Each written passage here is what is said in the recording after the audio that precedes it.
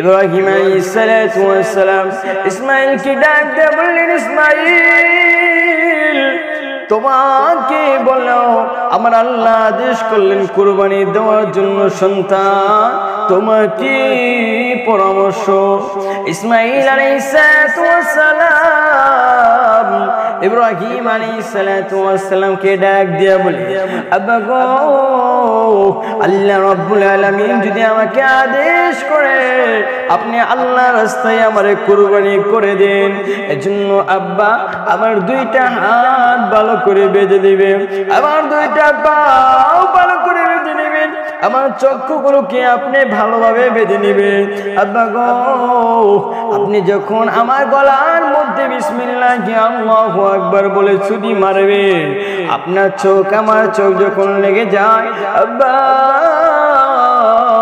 আপনার দয়া হবে গো, আপনার মায়া হয়ে যাবে। এ আব্বা, আমার দুইটা হাত ভালো করে বেঁধে ফেলবেন, আমার দুইটা পা ভালো করে বেঁধে ফেলবেন। যদি আমার দুইটা পাও ভালো করে না বাঁধেন, আব্বা গো, আমার যখন রোটা শেষ হয়ে যাবে আমার পাগুলো এলোমেলো হতে লাগবে। তখন বেয়াদবি যদি হয়ে যায় তাহলে বরদাস্ত করতে পারবো না। এই জন্য বাপকে ডাক দিয়ে বলে, আব্বা গো, দুইটা হাত বাঁধবেন, দুইটা পাও বাঁধবেন। এখানে যখন হাত পাও বাঁধা হয়ে যায়, ইব্রাহিম আলাইহিস সালাতু ওয়াস সালাম মিয়ার প্রান্তরে তার সন্তান ইসমাঈলকে যেভাবে জবাই করা হয়, বাবা তার সন্তান ইসমাঈলকে এমন ভাবে জবাই করার জন্য আল্লাহু আকবার বললেন। এখান থেকে শোনা যায়, এখান থেকেও বোঝা যায় গো, আল্লাহ রাব্বুল আলামিন বাপ সন্তানের তাকওয়া দেখলেন। এজন্য আল্লাহ বলেন, লাইয়ানাল্লাহু হারুমুহা ওয়ালা দিমাউহা।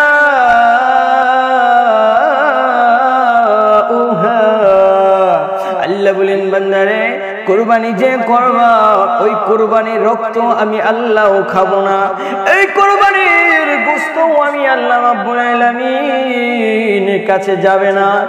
একমাত্র যাবে রে গোলাম তুমি যে আমি আল্লাহকে ভয় করে আমি আল্লাহর আদেশকে ভয় করলাম, ওই তাকওয়া আমি আল্লাহ রাব্বুল আলামিনের কাছে যাবে। তাহলে আমরা তাকওয়া করতে হবে, ভয় করতে হবে আল্লাহকে। الحمد لله نحمده ونستعينه ونستغفره ونؤمن به ونتوكل عليه ونعوذ بالله من شرور أنفسنا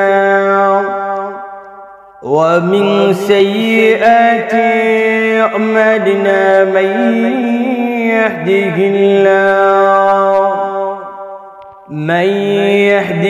الله فلا مضل له ومن يضلله فلا هادي له، ونشهد أن لا إله إلا الله وحده لا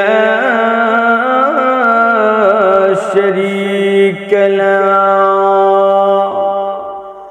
ونشهد أن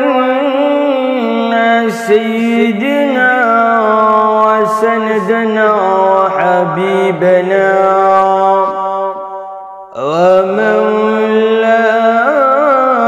ومولانا محمدا عبده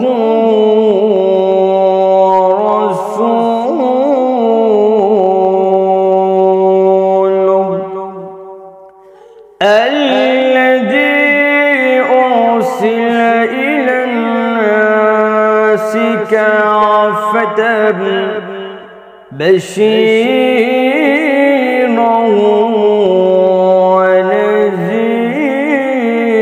ونذيرا وداعيا إلى الله بإذنه وسراجا منيرا أما بعد فأعوذ بالله من الشيطان الرجيم بسم الله الرحمن الرحيم يا أيها الذين آمنوا اتقوا الله حق تقاته ولا تموتن إلا وأنتم مسلمون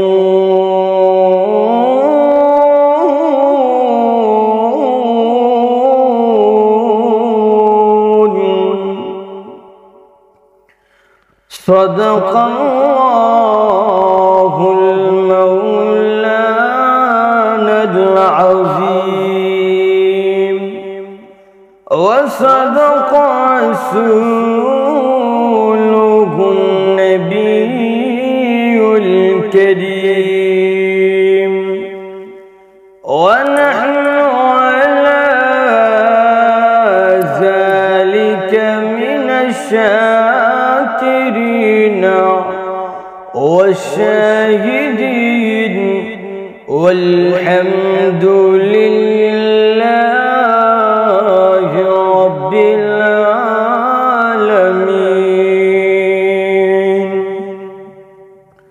الحمد لله মহান আল্লাহ রাব্বুল আলামিনের কোটি লাখ শুকর আদায় করছি যে রাব্বুল আলামিন আমাদেরকে দুনিয়াবি কাজকর্ম থেকে ফারেক রেখে কোরআন এবং সুন্নাহ থেকে কিছু কথা বলা এবং শোনার তৌফিক এনায়েত করেছেন। এই জন্য অন্তর স্তর থেকে এই ধিমাকা কণ্ঠে রবের নিকট শুকর আদায় করি আলহামদুলিল্লাহ। ভাইয়ান আমার, মহাগ্রন্থ আল কোরআনুল কারীম থেকে একটি আয়াত আপনাদের সামনে তেলাওয়াত করেছি। এই আয়াতকে সামনে রেখে মহান আল্লাহ রাব্বুল আলামিন যদি আমাকে তৌফিক এনায়েত করে তাহলে কিছু কথা বলবো। আমার তৌফিকি ইল্লা বিল্লাহ। আমার আয়াত সম্পর্কে আগে একটু আমরা জানি। এই আয়াতে আল্লাহ সুবহানাহু ওয়া তাআলা কি বলেন? আল্লাহ বলেন ইয়া আইয়ুহাল্লাযীনা আমানু তাকুল্লাহ হাক্কা তুকাতিহি ওয়া লা তামুতুন্না ইল্লা ওয়া আনতুম মুসলিমুন।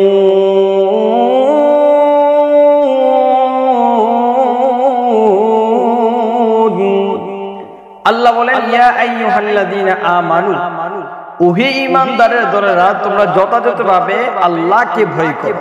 ইত্তাকুল্লাহ, আল্লাহকে ভয় করো। হাক্কা তুকাতিহি ওয়া লা তামুতুন্না ইল্লা ওয়া আনতুম মুসলিমুন, তোমরা মুসলমান না হয়ে মৃত্যুবরণ করিও। তাহলে খাঁটিভাবে আমরা মুসলমান হতে হয়, এটা হচ্ছে আমাদের মূল কথা।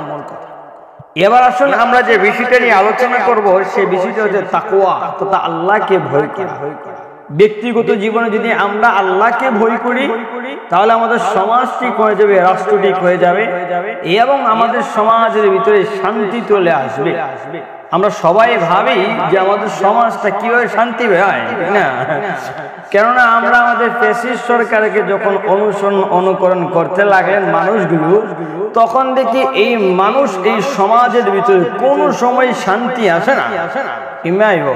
যে মানুষ আল্লাহর বিধান মানে না এবং আল্লাহকে সর্ব অবস্থায় ভয় করে না, এই আল্লাহ রাব্বুল আলামিনের বিধান থেকে যখন দূরে চলে যায় মানুষগুলো, আল্লাহ বলেন তখন এই সমাজে আমি আর কখনো শান্তি দেই না। এই জন্য ব্যক্তিগতভাবে যদি আল্লাহকে আমরা ভয় করি, আল্লাহর বিধানকে যদি আমরা ভয় করি, তাহলে আমাদের জীবনটা আলোকিত জীবন হয়ে যাবে। তাহলে তাকওয়া কাকে বলে এবং তাকওয়ার পরিচয় সম্পর্কে আমরা একটু জানি। তাকওয়া শব্দটি আপনার ইস্তিফআলের মাসদার থেকে এসেছে এবং তাকওয়া শব্দের অর্থ হচ্ছে বিরত থাকা। বিরত থাকা মানে কি? অন্যায় অপরাধ থেকে বিরত থাকা, বেঁচে থাকা, খারাপ কাজ থেকে বেঁচে থাকা, রক্ষা করা এবং ভয় করা। ভয় করা মানে কি? এবং আল্লাহ সুবহানাহু ওয়া তাআলাকে ভয় করা, আল্লাহর নীতিমালাকে ভয় করা, এবং সর্বশেষ হচ্ছে নিষেধ যে কাজগুলো আছে সেই থেকে বিরত থাকা। তাহলে টোটাল আমরা জানতে পারি, বুঝতে পারি তাকওয়া শব্দের অর্থ হচ্ছে দুনিয়াবি অশ্লীল অপরাধ এবং খারাপ কাজ কর্ম থেকে বিরত থাকার নাম হচ্ছে। এবং আসুন তাকওয়া পারিভাষিক সংজ্ঞা কি? ইসতিলাহ তাকওয়া কাকে বলে? তাকওয়া বলা হয়, জুমহুর উলামায়ে কেরামগণ বলেন তাকওয়া বলা হয় আল্লাহ যা নিষেধ করেছেন তা থেকে বিরত থাকার নামই হচ্ছে তাকওয়া। তাহলে আল্লাহ যা নিষেধ করেছেন এই কাজগুলো থেকে দূরে থাকার নাম হচ্ছে ভাই তাকওয়া। তাহলে আমরা মোটামুটি জানলাম তাকওয়া কাকে বলে এবং তাকওয়া শব্দের অর্থ কি। এবার আসুন এই তাকওয়া জিনিসটা যদি আমরা আমাদের সমাজে এবং এই তাকওয়ার কুফল এবং সুফল মানে উপকারী এবং খারাপ সাইড এবং এই তাকওয়া কেন আমরা গুরুত্বপূর্ণ দেব এবং তার প্রয়োজনটা কেন, এই বিষয় নিয়ে আমরা মূল পয়েন্টে ঢুকি। বুঝলেন না? এবার তাকওয়ার গুরুত্ব আমরা শুনি। নাম্বার 1, 1 নাম্বার হচ্ছে আল্লাহ যা নিষেধ করেছেন তা থেকে দূরে থাকা এবং যা আল্লাহ বলেছেন পালন করার জন্য এই জিনিসটাকে আমরা পালন করা। তাহলে 1 নাম্বার কি? এই তাকওয়াটা হচ্ছে এভাবে যে আল্লাহ যা নিষেধ করেছেন তা থেকে দূরে থাকা, যা পালন করতে বলেছেন তা থেকে আমরা পালন করা। আল্লাহ বলেন সূরাতুল আল ইমরানের 102 নাম্বার আয়াত, ইয়া আইয়ুহাল্লাযীনা আমানু তাকুল্লাহ হাক্কা তুকাতিহি। আল্লাহ বলেন ইয়া আইয়ুহাল্লাযীনা আমানু, হে ঈমানদাররা তোমরা আল্লাহকে যথাযথভাবে ভয় করো। যে জায়গার মধ্যে আল্লাহকে ভয় করা এই জায়গার মধ্যে ভয় করতে হবে। অর্থনৈতিকভাবে আল্লাহকে ভয় করো, রাজনৈতিকভাবে আল্লাহকে ভয় করো, সমাজ পরিচালনার ক্ষেত্রে আল্লাহকে ভয় করো, আল্লাহকে সব ক্ষেত্রে মানুষ তুমি ভয় করো। আল্লাহ রাব্বুল আলামিন বলেন এই দুনিয়ার মানুষেরা শোনো, আমি আল্লাহ যা আদেশ করে দিয়েছি তা তোমরা পালন করো, আর যা নিষেধ করে দিলাম বান্দারে সব থেকে তোমরা দূরে থাকো। তাকে বলা হয়। তাহলে 1 নাম্বার হচ্ছে আল্লাহ যা নিষেধ করেছেন তা থেকে আমাদের দূরে থাকার নামই হচ্ছে। 2 নাম্বার আসুন পরিপূর্ণ মুমিন হওয়ার উপায় হচ্ছে তাকওয়া। তাহলে আপনি যদি পরিপূর্ণ মুমিন হতে চান তাহলে 2 নাম্বার গুণাবলী কি ভাই? তাকওয়া রাখতে হবে।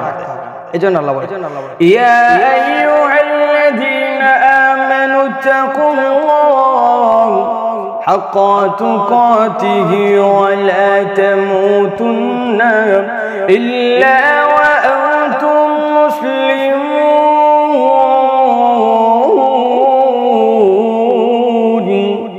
আল্লাহ বলেন ইয়া আইয়ুহাল্লাযীনা আমানু, হে ঈমানদাররা আল্লাহ বলেন ইত্তাকুল্লাহ, আল্লাহকে ভয় করো, তুকাতি ওয়া লা তামুতুন্না ইল্লা ওয়া আনতুম মুসলিমুন, তোমরা মুসলমান না হয়ে মৃত্যুবরণ করিও না। তাহলে একজন মানুষ যদি খাঁটিভাবে মুসলমান হয়ে যায় তাহলে এই মানুষটা পরিপূর্ণভাবে মুমিন হয়ে যায়। সুবহানাল্লাহ। তাহলে 2 নাম্বার আমরা পাইলাম, মুমিন হওয়ার একটা শর্ত খুঁজে পাওয়া গেল তাকওয়া। 3 নাম্বার আসুন আল্লাহ কি বলেন। আল্লাহ বলেন আল্লাহ নৈকট্য লাভের উপায় হচ্ছে তাকওয়া। কোন মানুষ যদি আল্লাহ সুবহানাহু ওয়া তাআলাকে ভালোবাসে এবং আল্লাহর নৈকট্য যদি হাসিল করতে চায় মানুষেরা রে, আল্লাহ বলেন তোমরা বেশি বেশি করে আল্লাহকে ভয় করো। এজন্য আল্লাহ রাব্বুল আলামিন সূরাতুল বাকারা 194 নম্বর আয়াতের মধ্যে বলেন ওয়াত্তাকুল্লাহ, ও গোলাম শুনো তোমরা আল্লাহকে ভয় করো, ওয়া'লামু আন্নাল্লাহা মা'আল মুত্তাকিন। আল্লাহ সুবহানাহু ওয়া তাআলা বলেন ওয়া'লামু, জেনে রাখো আন্নাল্লাহা মা'আল মুত্তাকিন। আল্লাহ রাব্বুল আলামিন বলেন বান্দারে শোনো আমি আল্লাহ মুত্তাকিনদের সাথে আমি আছি। ও বান্দা শোনো আল্লাহ যদি তোমার সাথে হয়ে যায়, দুনিয়ার কোনো মানুষ যদি তোমার আপন না হয়, তাহলে কোনো তোমার প্রয়োজন হবে না। তাহলে আল্লাহ বলেন ওয়ালামু বান্দা তোমরা জেনে রাখো আমি আল্লাহ তোমার সাথে আছি। যে মানুষগুলো মুত্তাকিন হবে, আর এই মুত্তাকিনের একটা গুণ হচ্ছে আল্লাহকে ভয় করবে। আল্লাহ সুবহানাহু ওয়া তাআলা বলছেন বান্দা তোমার সমাজের মধ্যে তোমার মনে চাইবে গান বাজনা করার জন্য, তুমি বলবা রাব্বুল আলামিন আমার ভয় হয়, আমি দুনিয়াবি অশ্লীল খারাপ কাজগুলো সমাজের মধ্যে করব না। এটাকে আল্লাহকে ভয় করে গান বাজনা টোটাল বন্ধ করে দিতে হবে। তাহলে তুমি আল্লাহকে ভয় করো। আল্লাহর নৈকট্য যদি হাসিল করতে চাও আল্লাহকে ভয় করো। 4 নাম্বার আল্লাহ সুবহানাহু ওয়া তাআলা বলছেন, আল্লাহ বলেন ইবাদত কবুলের পূর্ব শর্ত হচ্ছে তাকওয়া। একটা ইবাদত যদি কবুল হবে এটার পূর্ব যে শর্ত হচ্ছে তাকওয়া। তাকওয়া মানে ভয় করা। সূরাতুল হজ 37 নম্বর আয়াত আল্লাহ বলেন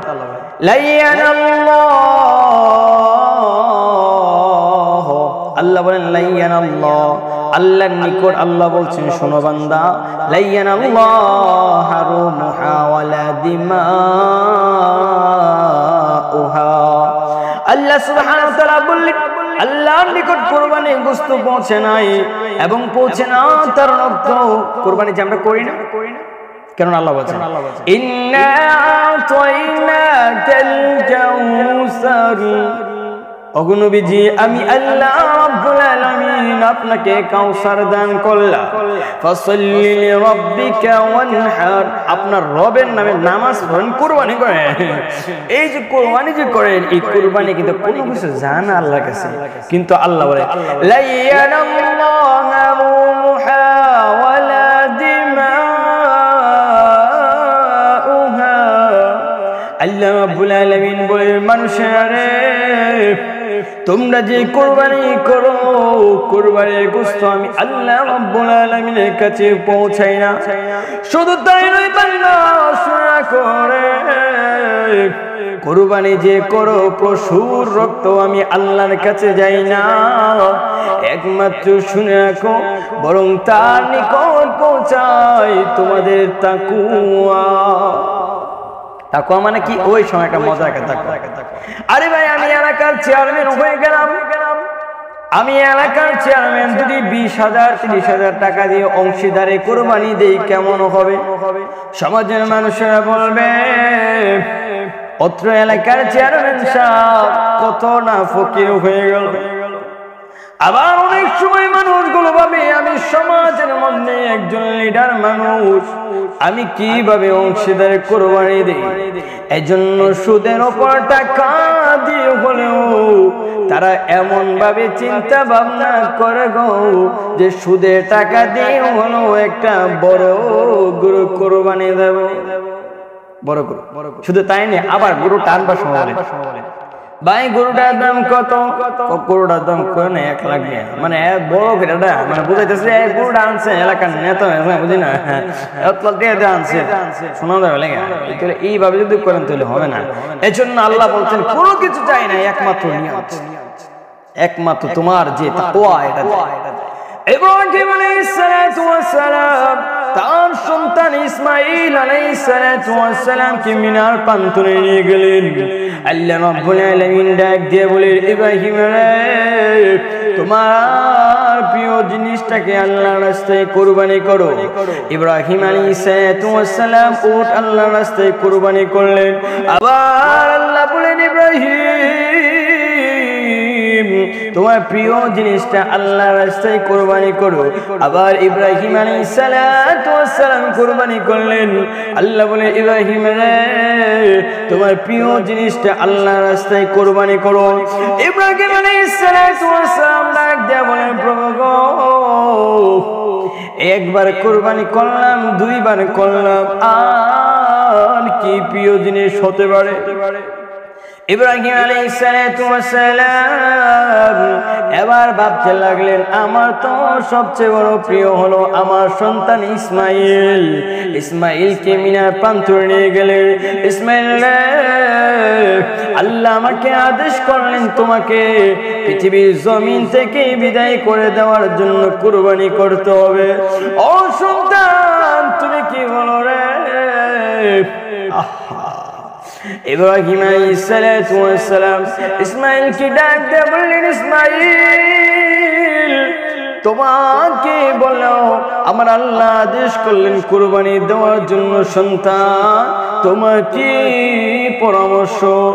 ইসমাইল আলাইহিস সালাতু ওয়াস সালাম ইব্রাহিম আলাইহিস সালাতু ওয়াস সালামকে ডাক দিয়ে বলে, আব্বা গো, আল্লাহ রাব্বুল আলামিন যদি আমাকে আদেশ করে আপনি আল্লাহর রাস্তায় আমারে কুরবানি করে দেন, এজন্য আব্বা আমার দুইটা হাত ভালো করে বেঁধে দিবেন, আমার দুইটা পাও ভালো করে বেঁধে নেবেন, আমার চক্ষুগুলোকে আপনি ভালোভাবে বেঁধে নেবেন। আব্বা গো, আপনি যখন আমার গলার মধ্যে বিসমিল্লাহি আল্লাহু আকবার বলে ছুরি মারবেন, আপনার চোখ আমার চোখ যখন লেগে যায়, আব্বা আপনার দয়া হবে গো, আপনার মায়া হয়ে যাবে। এ আব্বা, আমার দুইটা হাত ভালো করে বেঁধে ফেলবেন, আমার দুইটা পা ভালো করে বেঁধে ফেলবেন। যদি আমার দুইটা পাও ভালো করে না বাঁধেন, আব্বা গো, আমার যখন রোটা শেষ হয়ে যাবে আমার পাগুলো এলোমেলো হতে লাগবে। তখন বেয়াদবি যদি হয়ে যায় তাহলে বরদাস্ত করতে পারবো না। এই জন্য বাপকে ডাক দিয়ে বলে, আব্বা গো, দুইটা হাত বাঁধবেন, দুইটা পাও বাঁধবেন। এখানে যখন হাত পাও বাঁধা হয়ে যায়, ইব্রাহিম আলাইহিস সালাতু ওয়াস সালাম মিনার প্রান্তরে তার সন্তান ইসমাইলকে যখন পশু যেভাবে জবাই করা হয়, বাবা তার সন্তান ইসমাইলকে এমন ভাবে জবাই করার জন্য আল্লাহু আকবার বললেন। এখান থেকে শোনা যায়, এখান থেকেও বোঝা যায় গো, আল্লাহ রাব্বুল আলামিন বাপ সন্তানের তাকওয়া দেখলেন। এজন্য আল্লাহ বলেন, লাইয়ানাল্লাহু হারুমুহা ওয়ালা দিমাউহা।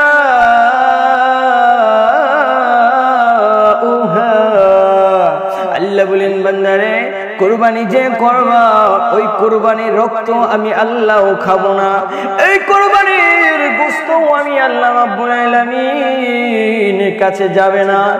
একমাত্র যাবে রে গোলাম তুমি যে আমি আল্লাহকে ভয় করে আমি আল্লাহর আদেশকে ভয় করলাম, ওই তাকওয়া আমি আল্লাহ রাব্বুল আলামিনের কাছে যাবে। আমরা তাকওয়া করতে হবে, ভয় করতে হবে আল্লাহকে। 5 নম্বরে আল্লাহ রাব্বুল আলামিন বললেন, শ্রেষ্ঠত্ব এবং সম্মান লাভ হওয়া যায় আল্লাহর সৃষ্টি মানুষ সৃষ্টি ছাড়া আশরাফুল মাখলুকাত। মানুষ মানুষের কোনো ভেদাভেদ নাই, তবে তাকওয়াবান যে ব্যক্তি মানুষ আছে, আল্লাহ বলেন, বান্দারে, অন্যান্য মাখলুক থেকে, অন্যান্য মানুষ থেকে আমি আল্লাহ তোমার শ্রেষ্ঠত্ব লাভ দিয়ে দেই। সুবহানাল্লাহ। সূরাতুল হুজুরাতের 13 নম্বর আয়াত আল্লাহ বলছেন, ইন্না আকরামাকুম ইনদাল্লাহি আতকাকুম। আল্লাহ বলেন, তোমাদের মধ্যে সেই অধিক তাকওয়াবান, সেই আল্লাহর নিকট সর্বাধিক সম্মানিত যে ব্যক্তি তাকওয়াবান হবে, তাকওয়া বেশি বেশি থাকবে, আল্লাহ বলেন সেই ব্যক্তি কেবলমাত্র একমাত্র আমি আল্লাহ রাব্বুল আলামিনের কাছে সবচেয়ে বেশি সম্মানিত। সুবহানাল্লাহ। 6 নম্বরে আল্লাহ রাব্বুল আলামিন বলেন, আল্লাহ বলেন সৎ চরিত্র গঠনের একটা উপায়, তাকওয়া যদি মানুষের থাকে চরিত্র সুন্দর হয়ে যায়। এজন্য চরিত্র যদি দেখতে চাও আল্লাহ নবী বিশ্বনবী রাহমাতুল লিল আলামিনকে দেখো। সুবহানাল্লাহ। আম্মা আয়েশা সিদ্দিকা রাদিয়াল্লাহু তাআলা আনহা কাছে এসে বললেন, সাহাবীরা এসে বললেন, আম্মা জান, আমার নবীর চরিত্র কেমন কেমন? সুবহানাল্লাহ। আমার সাহাবীরা শুনে নাও, তোমরা কি কোরআন পড়ো নাই? খুলুকুল কোরআন, পুরাটা কোরআনই হচ্ছে রাসূলের আদর্শ। সুবহানাল্লাহ। বিশ্বনবী মুহাম্মদ রাসূলুল্লাহ সাল্লাল্লাহু আলাইহি ওয়াসাল্লাম বললেন, আল্লাহর হাবিব বললেন, তোমরা আল্লাহর চরিত্রবান হয়ে যাও। আল্লাহর চরিত্রবান হবে কিভাবে? আল্লাহ যেভাবে আদেশ করেছেন সে আদেশ মানো, আল্লাহ যা নিষেধ করেছেন তাকে ধরে রাখো। এটা হচ্ছে আল্লাহর চরিত্র। বুঝছেন না? যেমন মেসির অনুসরণ করে 10 নম্বর গেঞ্জি লাগা, নেইমারের অনুসরণ করে 10 নম্বর গেঞ্জি লাগা, সাকিব আল হাসানের অনুসরণ করে 75 নম্বর গেঞ্জি লাগা, আছে না? এই জন্য মনে করে একে অপর অনুসরণ করে।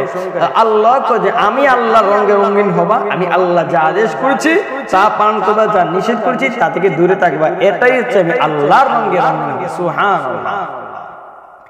7 নম্বরে আল্লাহ বলেন, বান্দা সফল লাভের উপায় হও। সফল লাভের উপায় হচ্ছে ভাই তাকওয়া। আল্লাহ সুবহানাহু ওয়া তাআলা বললেন, বান্দারে তাকওয়ার কারণে তুমি দুনিয়া এবং আখিরাতে সফল। সুবহানাল্লাহ। সূরা আন-নাবা 31 নম্বর আয়াত দলিল, ইন্নাল মুত্তাকিনা মাফাজা,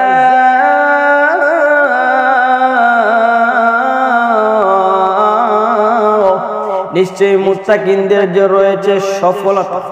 সুবহানাল্লাহ। মুত্তাকিন যারা হবে তাদের সফলতা কোনটা? জান্নাত। এই জান্নাত ছাড়া কোনো বিস্তার নাই। সুবহানাল্লাহ। ইন্নাল্লাযীনা আমানু ওয়া আমিলুস সালিহাতি কানাত লাহুম জান্নাতুল ফিরদাউসি নুজুলা। আল্লাহ বলেন, দুনিয়ার মানুষ নিশ্চয় যারা আমল সালেহ করবে, নিশ্চয় যারা মুত্তাকিন হয়ে যাবে, আমি আল্লাহ জান্নাতুল ফিরদাউসের নজুলান মেহমান বানাবো। নজুলার মেহমান হতে পারবেন একমাত্র যদি তাকওয়া। এরপর হচ্ছে 8 নম্বর হচ্ছে জীবিকা লাভের মাধ্যম। জীবিকা লাভের মাধ্যম কোন মানুষ যদি জীবিকা অর্জন করতে চায়, হালাল উপার্জন করা। বিশ্বনবী মুহাম্মদ রাসূলুল্লাহ সাল্লাল্লাহু আলাইহি ওয়াসাল্লাম বাইহাকি শরীফের হাদিসের মধ্যে আল্লাহ নবী বললেন, দুনিয়ার যত সম্পদ আছে সব সম্পদ এবং দুনিয়ার যত উপার্জনের মাধ্যম আছে সকল উপার্জনের মাধ্যমের মধ্যে শ্রেষ্ঠ উপার্জন হচ্ছে হালাল উপার্জন করা। সুবহানাল্লাহ। হালাল উপার্জন করতে হবে। সূরাতুল তালাকের 3 নম্বরে আল্লাহ সুবহানাহু ওয়া তাআলা বলেন, যে ব্যক্তি তাকওয়ার পথে অবলম্বন করে আল্লাহ তার জন্য বিপদ আপদ থেকে মুক্তি করে দিবে এবং বিপদ আপদ যা আছে সবগুলো দূর করে দিবে এবং উত্তম রিজিক রোজগারের ব্যবস্থা আল্লাহ সুবহানাহু ওয়া তাআলা করে দিবে। সুবহানাল্লাহ। আপনি ভয় করবেন আল্লাহকে, আল্লাহর পক্ষ থেকে আপনাকে সুসংবাদ দিবেন, খাবার দিবেন, যা চান সব দিবেন। সুবহানাল্লাহ। 9 নম্বরে আল্লাহ বলেন, ন্যায় বিচার প্রতিষ্ঠা করতে পারবা। আল্লাহ বলেন ন্যায় বিচার করতে পারবা। সমাজের ভিতরে যদি আল্লাহর নয় ভয় করেন, সমাজে কিছু কিছু নেতা আছে দেখবেন আল্লাহর কোন নাম হলে আর চুলকানি লেগে থাকে। কিছু নেতা আছে, একদিন কদিন আগে একদিন নেতার সাথে কথা বললাম, নেতা আমার ডাক দিয়ে কিছু নেই, নেতা আমার বলে যে আল্লাহর আইন দিয়ে তো মরার পরে বলে না, আল্লাহ মৃত্যুর আগে না, কারণ আল্লাহর আইন যদি মৃত্যুর আগে হয় তার বোনের হক দিয়ে দিব, আল্লাহর বিলে মরার পরে নাউযুবিল্লাহ মিন যালিক। সূরাতুল মাইদার 8 নম্বর আয়াতে আল্লাহ বলেন, ইদিলু হুয়া আকরাবু লিত্তাকওয়া। আল্লাহ বলেন তোমরা ন্যায় বিচার করো, ন্যায় বিচার করো যা তাকওয়ার অধীন। আল্লাহ বলেন যা অধিকতম একটা নিকটবর্তীকা আছে। তাহলে তাকওয়ার মাধ্যমে আমরা কাজ করতে হবে, আমাদের ভয় করতে হবে। আমরা 500 টাকা 1000 টাকা দিবে এই চিন্তা ভাবনা নিয়ে মামলা উল্টায় দিব না, না, এই কাজ কখনো করা যাবে। 10 নম্বরে আল্লাহ বলেন সামাজিক অনাচার দূর হয়ে যাবে। তাকওয়া যদি থাকে, আল্লাহ বলেন বান্দা সমাজের মধ্যে যত খারাপ কাজগুলো আছে সবগুলো দূরে যাবে। সমাজের মধ্যে আমাদের সমাজের ভিতরে তাকওয়াবান ব্যক্তি না হওয়ার কারণে সমাজের মধ্যে অশ্লীলতা আছে। সূরাতুল মাইদা 2 নম্বর আয়াতে আল্লাহ বলেন, তোমরা পূর্ণ তাকওয়ার কাজে পরস্পরের মধ্যে সহযোগিতা করো এবং পরস্পরের মধ্যে এটা নিয়ে প্রতিযোগিতা শুরু করেন, তাকওয়া নিয়ে, ভয় করা নিয়ে। আমাদের সমাজের মধ্যে ভয় করার কোনো নাম নাই। আল্লাহকে ভয় করছে না, ভয় করছে এখন মাখলুককে। আর এই মাখলুককে ভয় করি আজকে আমরা জাহান্নামে হয়ে গেছি। সর্বশেষ আমরা যে বিষয়টা বলবো 11 নম্বর বলে আজকে আমরা আলোচনাটা শেষ করব ইনশাআল্লাহ। 11 নম্বর হচ্ছে জান্নাত লাভের উপায়। সুবহানাল্লাহ। তাকওয়াবান ব্যক্তি যে হয়ে যাবে তারা জান্নাতে চলে যাবে। তাকওয়া যদি তাকে জান্নাত পাওয়া যাবে। সূরাতুল কমারের ভিতরে আল্লাহ সুবহানাহু ওয়া তাআলা 54 নম্বর আয়াতে আল্লাহ বলছেন, ইন্নাল মুত্তাকিনা ফি জান্নাতিন ওয়া নাহর। আল্লাহ বলছেন, ও মানুষ শুনো, আমি আল্লাহ বলে নিশ্চয়ই মুত্তাকিনরা থাকবে জান্নাত এবং তার একটা ওয়ানাহর বলতে বোঝানো হয়েছে ঝর্ণা। এই ঝর্ণা থাকবে এমন একটা জান্নাত আল্লাহ সুবহানাহু ওয়া তাআলা দিবেন। সুবহানাল্লাহ।